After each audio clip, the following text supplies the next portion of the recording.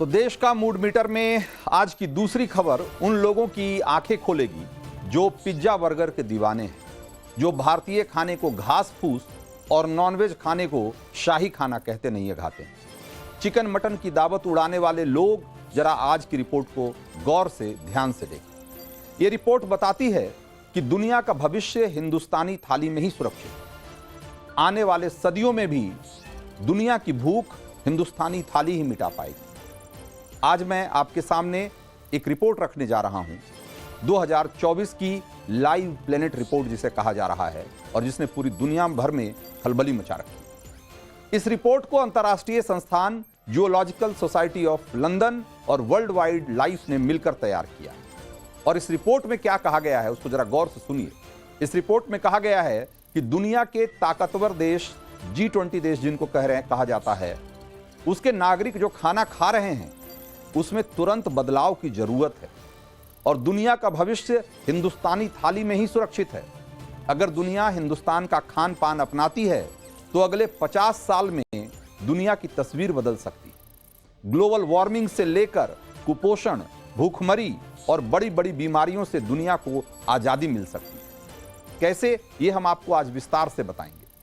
हिंदुस्तानी खाने का मतलब शुद्ध शाकाहारी खाना। इसमें उत्तर भारत की थाली भी शामिल है और दक्षिण भारत की भी थाली शामिल है। हिंदुस्तान की दोनों थालियों में क्या क्या परोसी जाती है, हम रोजाना क्या क्या खाते हैं, ये हम सब आप जानते हैं। लेकिन इसकी बड़ी खासियत यह है कि ये कम कैलोरी में शानदार स्वाद के साथ पोषण भी शानदार देता है। साथ ही धरती पर इसकी वजह से बोझ भी कम पड़ता है। भारतीय थाली में परोसे जाने वाले अनाज, फल और सब्जियां तैयार होने में कम वक्त लेती है और कम संसाधन लेती है। और कैसे, वो हम आज आपको विस्तार से दिखाएंगे। तो देखिए, जो आप हमारी दाहिनी तरफ जो देख रहे हैं उत्तर भारतीय थाली है। और उत्तर भारतीय थाली में क्या क्या चीजें होती है तो आपको पता ही है। उसमें आप देख रहे हैं कि दाल, चावल, रोटी, सब्जी, चटनी, सलाद, दही, पापड़, अचार, मीठा वगैरह, यही तो खाते हैं उत्तर भारत में लोग। और दक्षिण भारत में आप देखिए, दक्षिण भारत की जो थाली है उसमें क्या क्या है। उसमें बड़ा, सांभर, डोसा, चटनी, उत्पम, उपमा, रसम, चावल, कुट्टू, पायसम, जो जिसको खीर, एक तरह की खीर होती है, ये सब खाते हैं।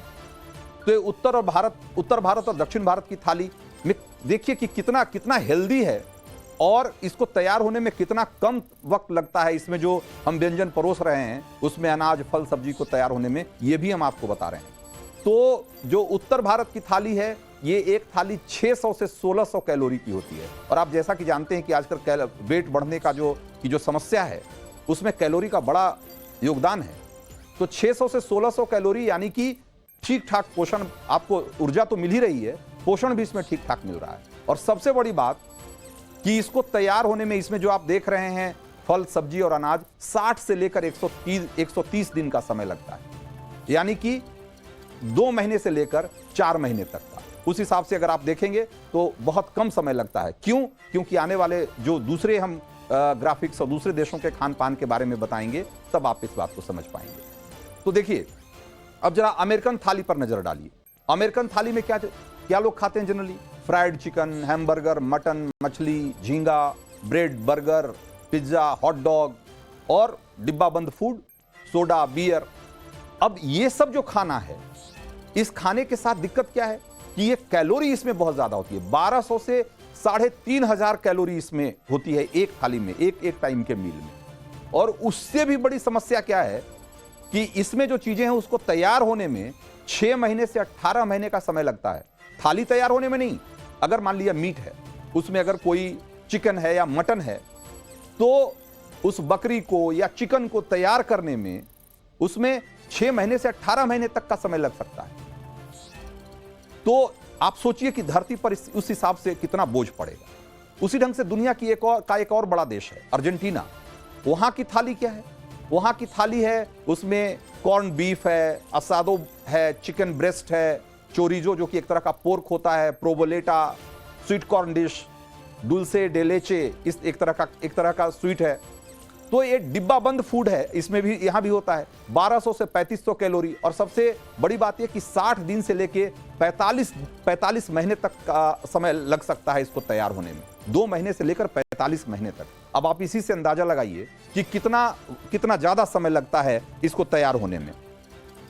अब यही नहीं, ये तैयार होने में ज्यादा समय लगता है तो जाहिर सी बात है कि इसको तैयार करने में संसाधन भी ज्यादा लगता होगा।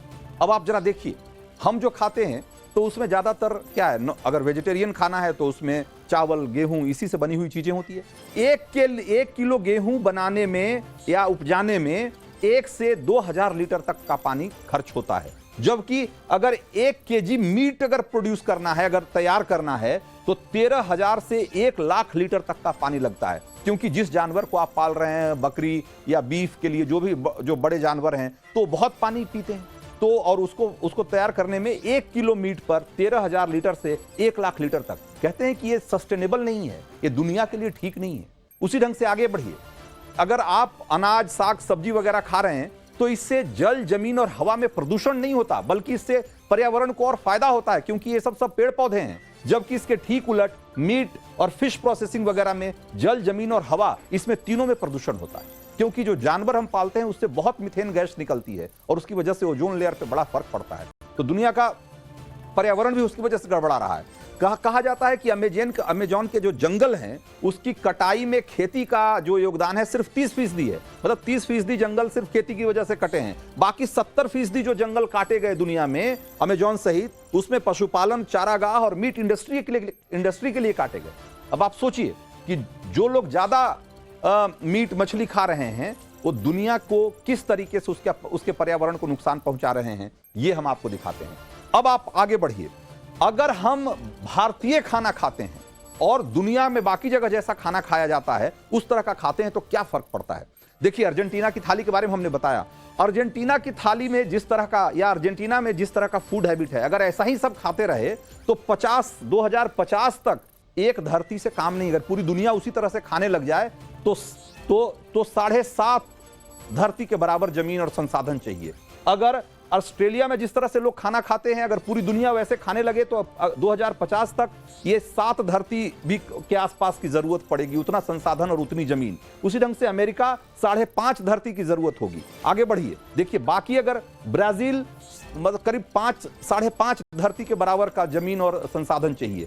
फ्रांस भी 5 धरती, सऊदी अरब करीब 2 धरती के बराबर 2.5 के संसाधन और जमीन की जरूरत होगी। जबकि इसके ठीक उलट आइए, हिंदुस्तान की तरफ बढ़िए, दिखाइए, अगर भारत का में जिस तरह का खाना खाया जाता है, अगर सारी दुनिया में अगर उसी तरीके का फूड हैबिट लोग अपना लें तो 1 धरती मतलब 0.84, मतलब आप समझिए कि इसी धरती पर सबका भोजन सुनिश्चित हो जाएगा और कोई भूखमरी का शिकार नहीं होगा। ये बहुत महत्वपूर्ण है जो कि ध्यान रखने की जरूरत है।